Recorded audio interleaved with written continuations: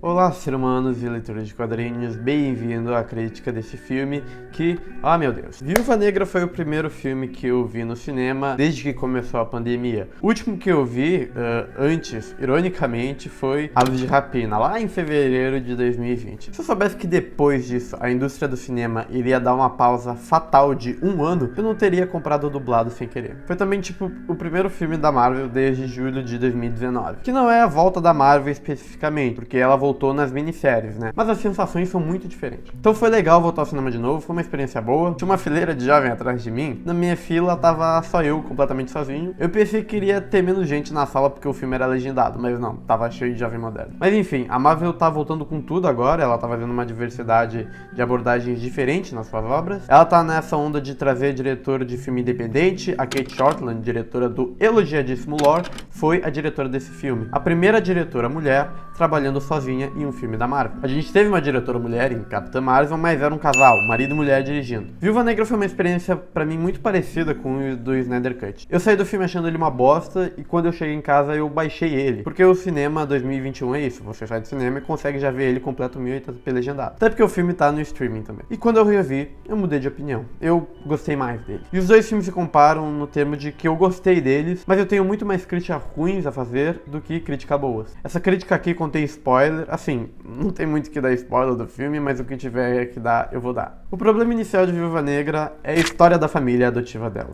Pra mim já é uma adição inútil, porque, primeiro que acho que descaracteriza a personagem, em relação ao fato de que, pelo que ela conta, os Vingadores foram a primeira família da Natasha. E você mete esse retcon de que um dia ela teve uma família adotiva, mais do que o problema de descaracterizar a personagem. Tem o problema de que não parece que foi escolha natural e nem foi uma escolha primária pro roteiro. Parece que isso é uma forma apenas de usar a personagem da Yelena pros próximos filmes. Eu não tenho problema em ter uma nova Viúva Negra, mas não poderia dizer apenas que elas foram criadas muito próximas e por isso são irmãs, ou seja, eles apresentam a família só pra poder apresentar a Yelena, porque não faz diferença para a história a Natasha ela ter tido certa vez uma família, que aliás é uma família fajuta, porque eles estavam fazendo uma missão para a União Soviética. E adivinha, gênio, já tem uma série feita só para isso, chamada The Americans. Isso também tira um pouco do peso aquela line foda do Vingadores Ultimato.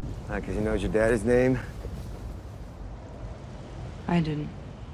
Por causa dessa treta da Scarlett com a Disney, tá rolando, eu não sei se agora vão trazer realmente a Natasha Romanoff em si de volta. Porque eu imagino que eles tinham planos disso. E assim, eu espero que ela realmente não volte, que essa raiva que ela tenha da Disney seja algo que tire ela de lá, porque eu não quero realmente que ela volte. Só que essa é uma parte da história, a outra se baseia em invencionice científica barata. As Viúvas Negras continuam a existir e elas são controladas por um chip. Elas conseguem se sentir o mundo, mas elas não conseguem tomar decisões por si próprias. Para você libertar a pessoa, você tem que lançar nela um pó mágico, que tem toda uma explicação científica ali, e a Natasha quer usar esse pó para desacordar o exército das viúvas do vilão Dreykov. Mas sério, pó mágico que desacorda a pessoa. Realmente é mais fácil inventar um pó que demora para ser feito e pode cair na mão de qualquer pessoa do que fazer a porra de um botão de liga e desliga. E aliás, por que diabos o cara que controla as viúvas inventaria um pó mágico para tirar elas do controle? Por que ele gostaria de fazer qualquer coisa para tirar elas do controle? Isso é algo completamente quadrinhos, que aconteceria em quadrinhos,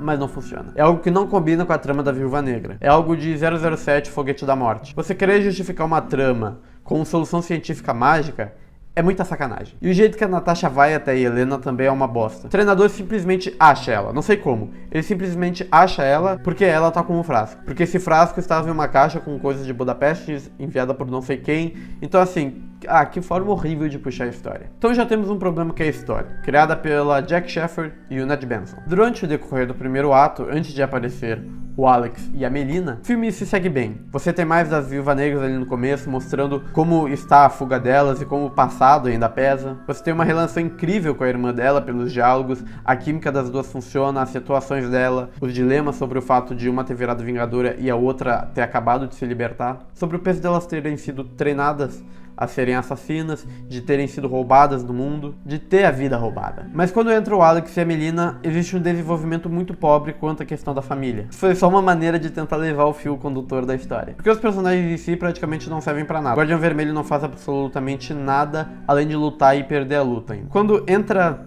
esses personagens, começam a trazer todas essas questões da pseudo-família, e o Alex e a Melina tentam fazer cenas bonitinhas, se lembrando os momentos bons, são feitos de maneira forçada, com uma quebra na naturalidade do clima da cena e o humor completamente forçado pelo Alex. É chato ter que acompanhar todas as questões sobre uma história que eu não me importo. A questão da família é só uma forma de inserir um trauma pra Natasha, sendo que o fato dela ser assassina já é a porra de um trauma. Então existe um desperdício de se aprofundar muito mais nessa questão do tráfico de mulheres, do uso indevido de pessoas, porque eles metem o choro de ai, mas você não era um pai bom. Isso faria sentido se fosse só pra Helena, mas daí você mete a Nath e erra em tentar fazer uma conexão àqueles personagens, uma conexão emocional, porque a Melina é qualquer coisa, a Rachel Weisz, outra oscariana que a Marvel vai contratar pra fazer nada. Ela atua bem, mas a personagem é completamente desinteressante. Isso serve pra mostrar a localização da Sala Vermelha. E o Alex não funciona na trama, simplesmente não funciona. Ele é a parte que insere o humor ruim do filme, porque a comédia desse filme é tão fora de clima, tão fora de ordem, e acontece que ela funciona solo, não naquela história. Ainda mais porque no começo a Kate Shortland mostra toda aquela situação bem no pique Snyder, sabe? Uma família unida, feliz, tem aquela coisa paradisíaca e tal, mas aí tipo, o Alex é um puta de um escroto, sendo que no começo ele é mostrado como um pai responsável, um cara que se importa, e nem ele nem a Melina tem uma espécie de redenção por terem aceitado essa missão, serem pais falsos, né? Então só fica essa inconsistência de mudança de personalidade dos dois. Ou seja, esse drama da cena inicial é tosco. Até agrega pra personalidade da Natasha, mas daí você quer trazer essa gente de volta. Mostra muito como essa história da família dela é completamente deslocada. Mas ainda assim, o filme sabe desenvolver um núcleo dramático com a Natasha e a Helena,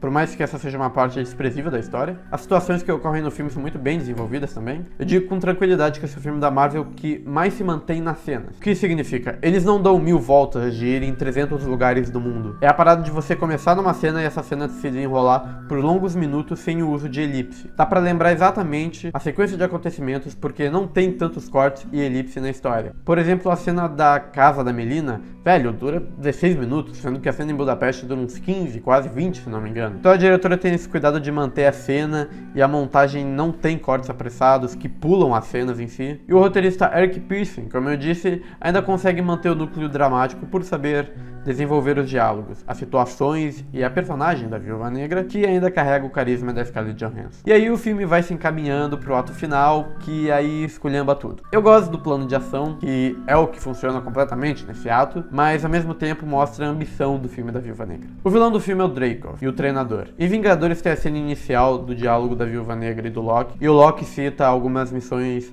traumatizantes da Natasha, e a primeira coisa que ele cita é Dreykov's daughter. Esse também foi o famoso acontecimento em Budapeste, em que a Nath e o Clinton mataram tanto o Dreykov quanto a filha do Dreykov, que é pra ser algo teoricamente muito impactante pra Nath. E daí revela que o treinador é a filha do Dreykov. E o plot twist não é ruim, ele faz sentido dentro do filme. Pra muitas pessoas estava bem óbvio que o treinador na verdade era uma mulher. Muitos notaram por causa da roupa. Eu imaginei porque o filme já tava com uma representatividade feminina grande. Então pra mim faria sentido que eles mudassem o treinador pra uma mulher. E assim, eu nem vou entrar na questão da descaracterização do Taskmaster, porque eu caguei muito pra isso. Fiquei muito confuso quando foi anunciado o Taskmaster como vilão, porque ele é vilão do Deadpool. Ele era um professor de educação física, se não me engano, que virou o Taskmaster. E ele também é o vilão de Deadpool contra a Marvel. E eu lembro também que tinha especulações que a vilã seria a Rachel Weisz, que faria a Iron Maiden. Mas o contexto que usaram pro treinador no filme é ok, muito bom, e o plot twist também faz sentido. O problema tem duas questões. Não existe um peso maior e mais desenvolvido sobre a questão do assassinato da filha do Dreykov. É um plot twist bom, mas tentar fazer uma curva dramática com isso não funciona, porque a gente não sente muito esse peso. Outro problema tá na má utilização do Taskmaster. Ele faz pouca coisa no filme, é um mero capanga. E o vilão que controla tudo não faz muita diferença. Vilão esse que eu achei que era interpretado pelo Harvey Keitel. E acontece, todo velho que eu vejo não, eu acho que é o Harvey Keitel. Outro problema tá em como a própria filha do Dreykov, sem ser como vilão, é em si pouco utilizada. Sendo que o filme tenta fazer essa curva dramática, mas a coitada nem o menos fala. É uma curva dramática que dura 10 minutos. Mas pelo menos eles fizeram a luta final ser com ela, que já alavanca os pontos. Mas aí tá outra questão. Como que eles sobreviveram a uma explosão que foi praticamente na cara deles? E o terceiro ato ainda peca nas decisões genéricas do roteiro de querer ser um 007 foguete da morte. O Dreykov, que é o vilão do filme, fez com com que os fenotipos dele tenham um cheiro, que incende o cheiro e pede cometer uma violência contra ele. Tipo, em que situação isso faz algum sentido? Tava tudo ficando até que bem pé no chão. Assim, é possível você querer fazer um pó que desperte seu cérebro.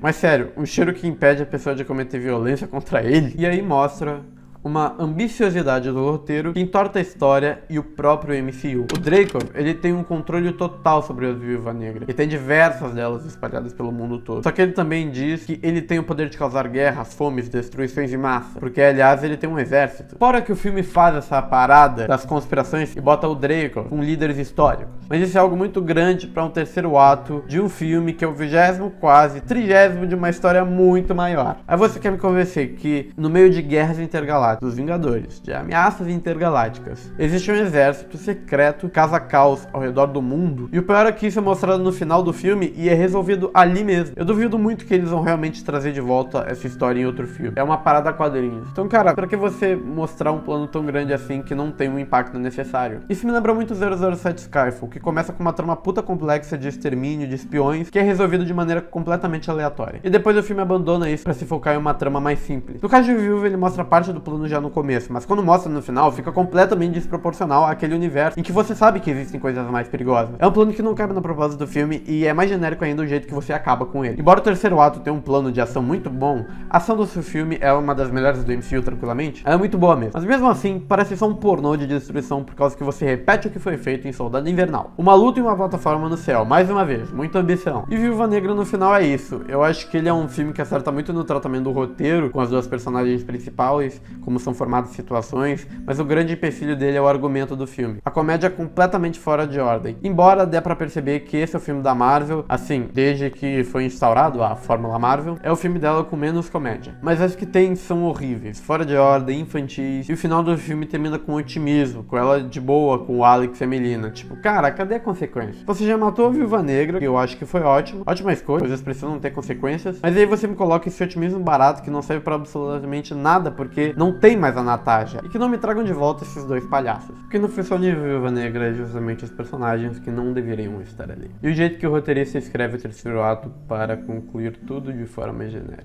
Vi algumas críticas, como por exemplo do Omelete, e do Romariz dizendo que essa parada do abuso que a Nath sofreu ser tratada de forma rasa. Eu não acho que seja tanto isso, eu acho que tem uma exploração muito boa quanto aos dramas da Natasha e os da Helena. Como eu disse, o problema foi a trama da família. O Alex, que é o Guardião Vermelho, ele traz, em certo momento, um contexto de geopolítica, porque ele é o comunistão raiz, o cara que tem Karl Marx tatuado nos dedos. Seria legal trazer essa parada da geopolítica, afinal, isso foi meio mencionado nos créditos iniciais, mas é algo que não agrega em nada no filme. Poderia servir. A Viúva Negra sempre foi muito bem escrita em todos os filmes da Marvel. A história dela sempre foi comentada. No Era de Ultron a gente tem a revelação da Nath de que arrancaram o útero dela, mostra também o treinamento dela na Sala Vermelha. Eu acho que o que precisava ser explorado quanto a isso na personagem já foi explorado. Havia um desperdício de usar histórias antigas da Viúva Negra. O que eu mais queria ver era ela enfrentando o Soldado Invernal, que foi dito em Winter Soldier pela própria Natasha que ela já havia enfrentado o Buck. Seria engraçado, porque tanto o Buck quanto a Viúva foram controlados por comunistas. E eles poderiam ter abordado essas histórias da Sala Vermelha, quando ela enfrentou o Barton, do último ano dela na Sala Vermelha, da fuga dela. Mas não, me parece que toda essa história realmente foi feita só pra trazer